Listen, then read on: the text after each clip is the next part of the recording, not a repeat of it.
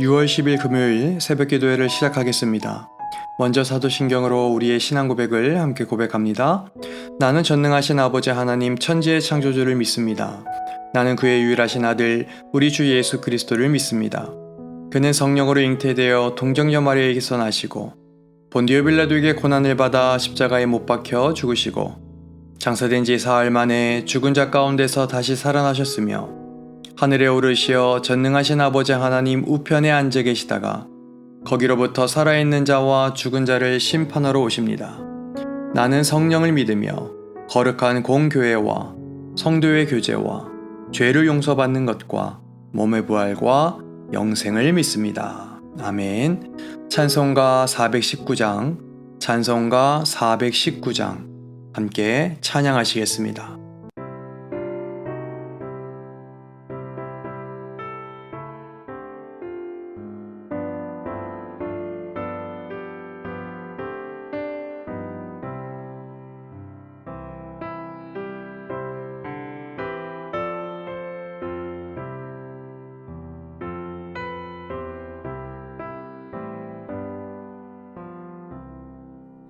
주 날개 밑 내가 편안히 쉬네.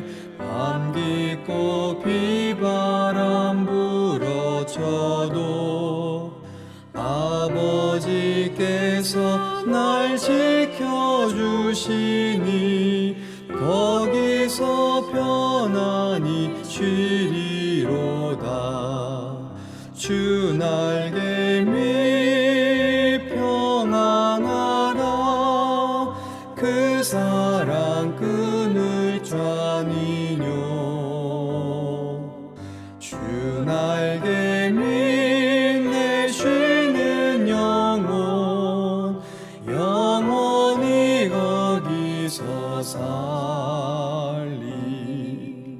주 날개 밑 나의 피난처 되니 거기서 쉬기를 원하노라.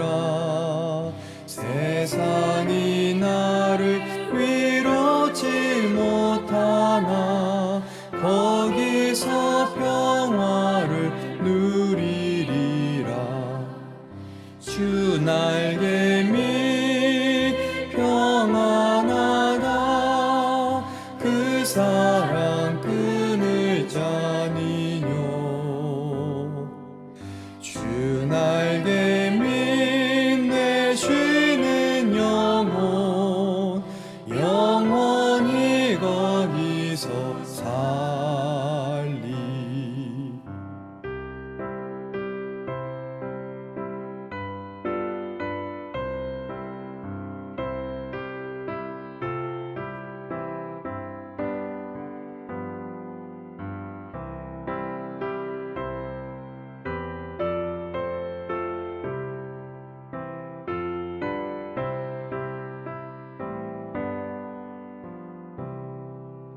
주 날개 밑 참된 기쁨이 있네. 고달픈 세상 길 가는 동안 나 거기 숨어 돌보심을 받고 영원한 안식을 얻으리라. 주 날개 밑 평안하다. 그 사랑 끊을 자니뇨. 주 날개 밑 내 쉬는 영혼 영원히 거기서 살리.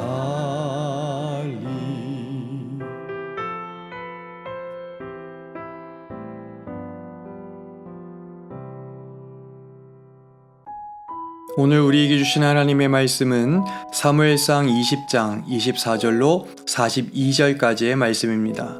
사무엘상 20장 24절에서 42절까지의 말씀 우리 다 같이 한 목소리로 합독합니다. 시작. 다윗이 들에 숨으니라. 초하루가 되매 왕이 앉아 음식을 먹을 때에 왕은 평시와 같이 곁자기 자리에 앉아 있고 요나단은 서 있고 아브넬은 사울 곁에 앉아 있고 다윗의 자리는 비었더라. 그러나 그날에는 사울이 아무 말도 하지 아니하였으니 이는 생각하기를 그에게 무슨 사고가 있어서 부정한가 보다 정령이 부정한가 보다 하였음이더니 이튿날 곧 그 달의 둘째 날에도 다윗의 자리가 여전히 비었으므로 사울이 그의 아들 요나단에게 묻되 이새의 아들이 어찌하여 어제와 오늘 식사에 나오지 아니하느냐 하니 요나단이 사울에게 대답하되 다윗이 내게 베들레헴으로 가기를 간청하여 이르되 원하건대 나에게 가게 하라. 우리 가족이 그 성읍에서 제사할 일이 있으므로 나의 형이 내게 오기를 명령하였으니 내가 내게 사랑을 받거든 내가 가서 내 형들을 보게 하라 하였으므로 그가 왕의 식사 자리에 오지 아니하였나이다 하니 사울이 요나단에게 화를 내며 그에게 이르되 패역 무도한 계집의 소생아 내가 이새의 아들을 택한 것이 내 수치와 내 어미의 벌거벗은 수치됨을 내가 어찌 알지 못하랴. 이새의 아들이 땅에 사는 동안은 너와 내 나라가 든든히 서지 못하리라. 그런즉 이제 사람을 보내어 그를 내게로 끌어오라. 그는 죽어야 할 자이니라 한지라. 요나단이 그의 아버지 사울에게 대답하여 이르되 그가 죽을 일이 무엇이니이까? 무엇을 행하였나이까? 사울이 요나단에게 단창을 던져 죽이려 한지라. 요나단이 그의 아버지가 다윗을 죽이기로 결심한 줄 알고 심히 노하여 식탁에서 떠나고 그 달의 둘째 날에는 먹지 아니하였으니 이는 그의 아버지가 다윗을 욕되게 하였으므로 다윗을 위하여 슬퍼함이었더라. 아침에 요나단이 작은 아이를 데리고 다윗과 정한 시간에 들러 나가서 아이에게 이르되 달려가서 내가 쏘는 화살을 찾으라 하고 아이가 달려갈 때에 요나단이 화살을 그의 위로 지나치게 쏘니라.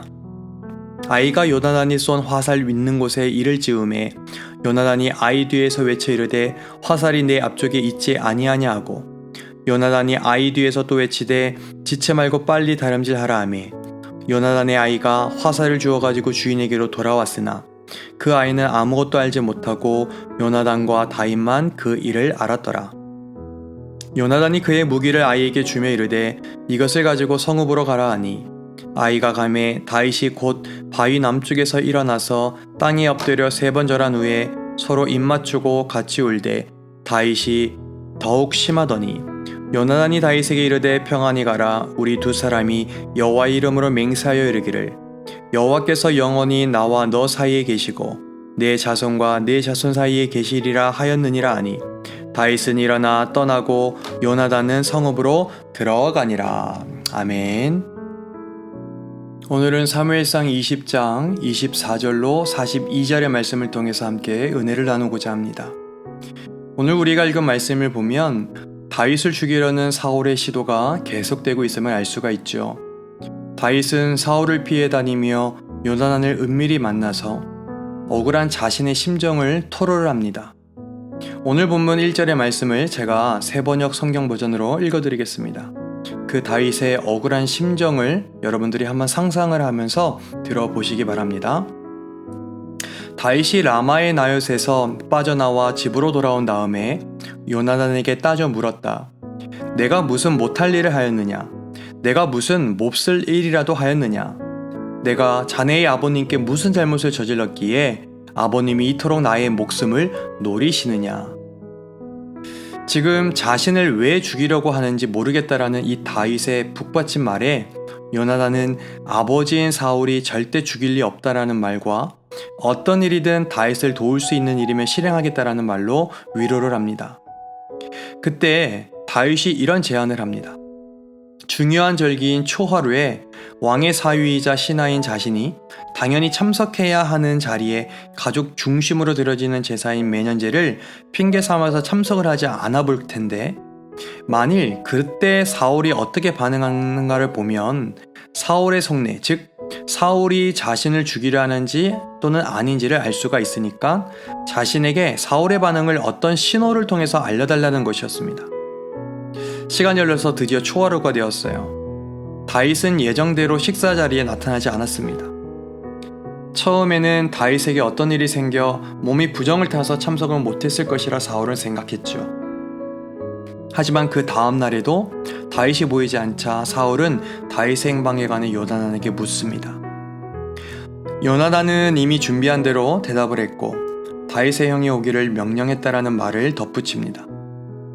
그 말을 듣자 사울은 분노를 하는데요.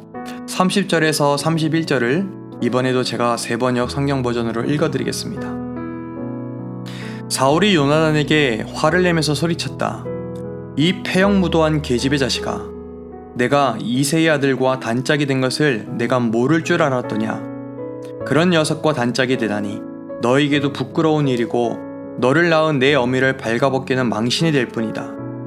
이새의 아들이 이 세상에 살아있는 한은 너도 안전하지 못하고 너의 나라도 안전하지 못할 줄 알아라. 빨리 가서 그 녀석을 당장에 끌어오너라. 그 녀석은 죽어야 마땅하다.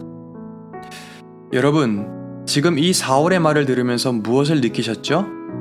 지금 사울이 엄청나게 분노하고 있음을 여러분 눈치채셨을 겁니다. 이렇게 사울의 분노는 지금 다윗을 넘어서 요나단에게까지 이르렀습니다. 사울은 요나단에게 왕의 자리를 물려주려 했습니다. 물론 다윗이 왕이 되어야 함을 알았지만 그러고 싶지 않았던 거죠. 그러니까 사울에겐 다윗은 당연히 죽여야 할 자였던 거예요. 아마도 다윗을 죽이지 않고 요나단은 절대 왕이 될 수 없다라고 생각했을 겁니다. 그런데 이러한 아버지의 마음과는 달리 권력에도 전혀 욕심도 없고 죽여야 할 다윗을 오히려 도우려는 모습에 사울은 심한 배신감을 느꼈던 거죠. 그 분노가 얼마나 심했던지 아들에게 단창을 던져 죽이려고까지 하지 않습니까? 사랑하는 성도 여러분, 아들을 대하는 사울의 모습은 어쩌면 우리가 사는 현실 속에서도 정도만 다르지 어렵지 않게 찾아볼 수 있는 모습일지도 모르겠어요. 자녀의 잘됨의 기준을 부모의 기대에 두는 것이 진정 하나님께서 맡기신 부모라는 이 청지기로서의 사명을 잘 감당하는 일인지 우리는 늘 생각해 봐야 할 겁니다. 자녀를 위하는 사울의 방법은 결국 자신의 이기심과 욕심을 채우려는 방편일 뿐이었죠. 요나단은 그제야 사울이 다윗을 죽이려고 단단히 벼르고 있다는 사실을 알아차리고 맙니다. 그리고 사실을 알리기 위해서 다윗과 약속한 장소로 갔습니다. 도망쳐야 함을 알리기 위해 미리 주고받은 신호대로 화살을 아이보다 멀리 쏘고 그 어린 종에게 주워 오도록 하죠. 이후에 요나단은 종을 돌려보내고 다윗을 만나 울며 작별 인사를 나눕니다. 성도 여러분, 저는 오늘 이 본문 속에서 다윗의 절박한 심정과 상황이 너무나도 잘 보였습니다.